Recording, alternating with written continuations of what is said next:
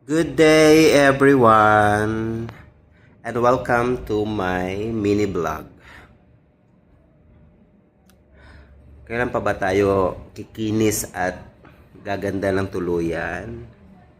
Sa dami ng mga ina-apply natin sa mukha, sa dami ng mga sale sa iba-ibang online app na nangangako na kikinis at gaganda tayo. Parang hindi naman umiepekto sa akin. Parang wala namang nangyaring kagandahan na nangyayari. Parang ang dami na nating pinamiling mga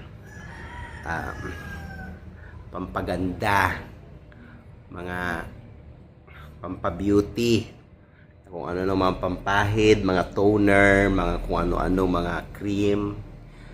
Talagang wala pa rin, hindi talaga tinatablan. Parang semento na yata ang mukha ko. Parang ayaw kong tablan ng mga kung ano-anong mga chemicals. Kaya napagod na rin ako kakalagay. Kaya tinigil ko na lang. Kaysa naman, bili ako ng bili, gasta ako ng gasta. Wala namang nangyari, hindi naman effective sa beauty ko, sa skin ko, yung mga skincare.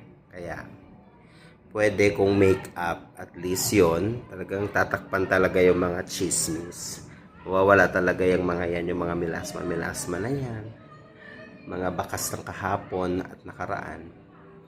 At itong mga sumpa-sumpa na yan. At least, kahit paano, nilibre ako ng friend ko ng microbleeding eyebrow. Yan. Medyo faded na siya.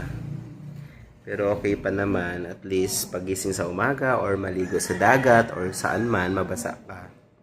At least may kilay ka na kaagad. Kaya, maraming salamat sa lahat ng mga nag-sponsor. Sa lahat ng mga mababait at may mga mabubuting puso. Na mga friends natin siyan. Na willing naman magbigay at tumulong sa abot ng kanila makakaya.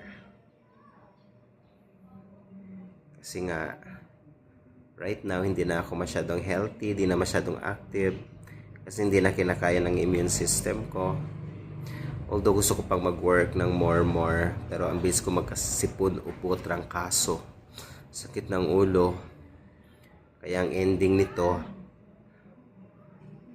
atakihin ako ng pneumonia. Yan yung ikakamatan yan. Yan yung kamatyan ko. Yung pneumonia na yan.